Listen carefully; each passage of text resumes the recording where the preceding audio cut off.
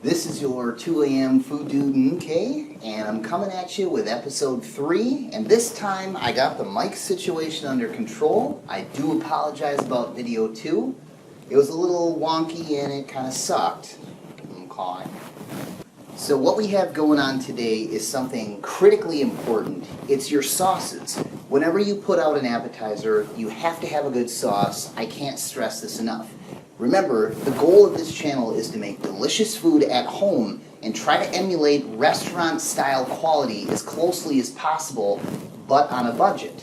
Why on a budget? Because otherwise, if there is no budget, you might as well just go to a bar right now and order this stuff all day, every day, and then just delete this channel and then say, see you later. So I'm going to cover 3 critically important sauces that are staples, must-haves around whenever you serve an appetizer or anything to anybody. You probably want to have at least one of these 3, if not all 3, on hand at all time. They are what I use the most commonly, and people like these the most. I get the best results and the most compliments when you pair these things together. You make an amazing app and also an amazing sauce. If you don't do that, people are going to say, well, your appetizer is good, but any restaurant is better. And why is that? Because you cheaped out on the sauce. So to prevent that from happening, you have to make these delicious, authentic, make these from scratch. I can't stress that enough, okay? Okay, so the 3 sauces we're going to be making is regular ranch, we're going to be doing Avocado Ranch, and Chipo Ranch. Now, these 3 are staples, and there is a whole lot of dispute and controversy about, well, which ranch is the best? I mean, the real question is, what is ranch? What do you consider ranch? There's so much confusion. I've had a lot of discussions, and for me, I'm not going to mention any names, but what I am going to say is this. Whatever ranch you come up with is totally up to you. It's totally subjective and palatable to the individual, but what I'm going to be doing today is making Buttermilk Ranch. And if you don't use buttermilk, you're basically dead to me.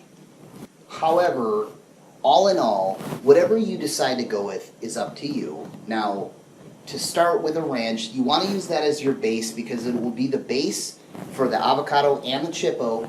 So whatever you go with is up to you. I'm going to show you my personal favorite without mentioning any labels or names, but that is for up to you to decide. Create your base. Your regular ranch is your base. You create that, you come up with that, and then I'll show you how to improve those 2 to make 2 amazing other staple sauces. So the first thing you'll need to make all 3 sauces are 3 empty containers that hold about 2 cups each, even though mine are dirty. The next thing you're going to need is a packet of ranch seasoning, no names. Next, you will need about a cup of mayo, okay? Then you'll need about 1 cup of buttermilk, even though I filled up mine to 2 cups. And preferably some type of monster to mix it up for you. Alright, so I'm going to make all 3 sauces back to back, and I'm going to show you how you can do the same thing. It's a good idea to make all 3 on the same day because it's the least amount of dishes, and it just seems to work the best. You have to start with your baseline anyways. Plus, that will expire over some point, so you might as well just do it all 3 at once, and then you're good to go. They all expire on the same date. Everything is fine. So do this. The first thing you want to do is plug in your device, your little food processor. That's the first thing you want to do. Next, you're going to want to add your mayo. First, add your mayo. Just dump that in there. Ugh.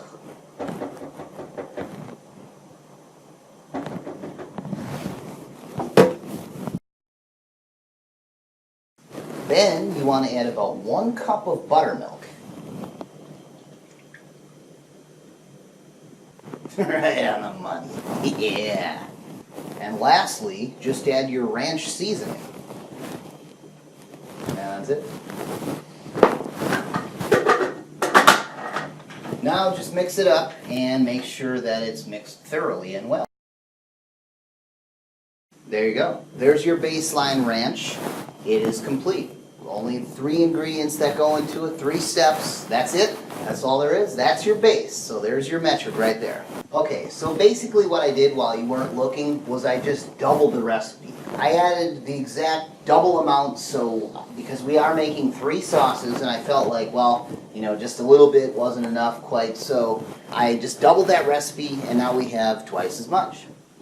Alright, so there you go. Part 1 of 3 of your delicious ranch sauces is now complete. Your standard ranch.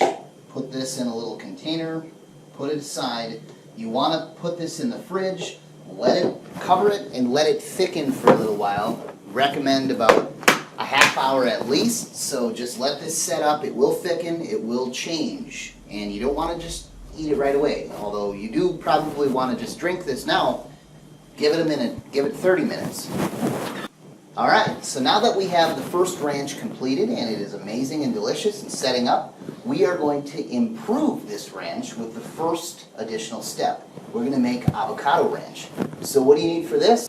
2 avocados. That's it. So the first thing you're going to want to do is just cut them up and get them in there.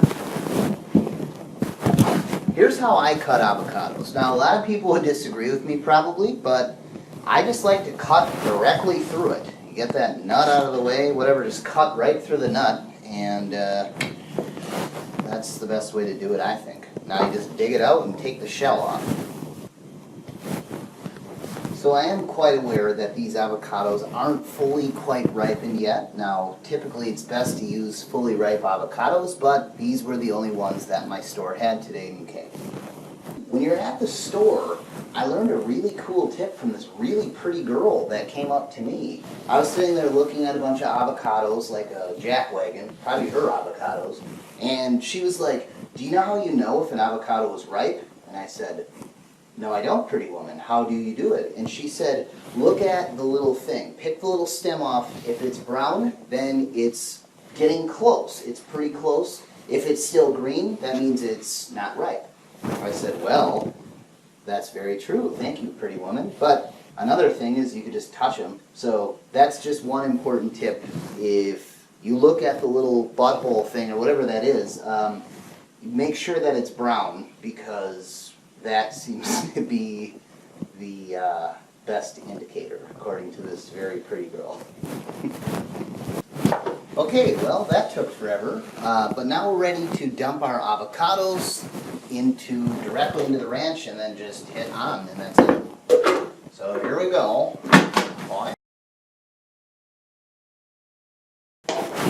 So there you go. When you're done, you should end up with a delicious, thickened green ranch sauce that is absolutely incredible. The best thing you can put this on is like chicken or wraps, which we're going to get to in another episode at some point. But this is a great sauce to have on stock. Have it on hand. Don't spill it all over your counter like I'm doing. This is delicious. Try this out. It goes great with chicken. And there you have it. There is Ranch 2 of 3, your delicious Avocado Ranch ready to go. Now, for our third and final ranch, we are going to make the Chipo Ranch, which is my personal favorite out of all the ranches. It goes really good with French fries, really good with anything, chicken, any kind of meat, dipping sauce, anything you can think of. It's really good. Always have this too. So we're going to make this one.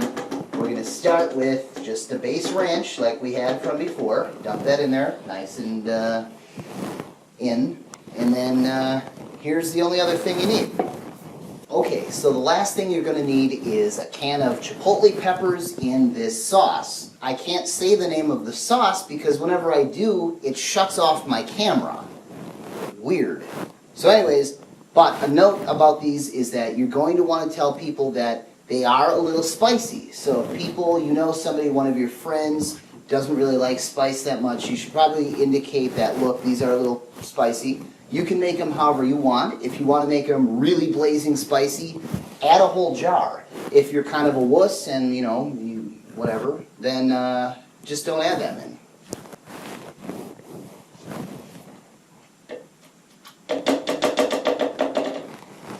So all you're going to do is dump these in and turn it on. That's it. So there you have it. Your third and final ranch is now complete. Your Chipo, what I'd recommend, finish it up, close it, and just give it a shake.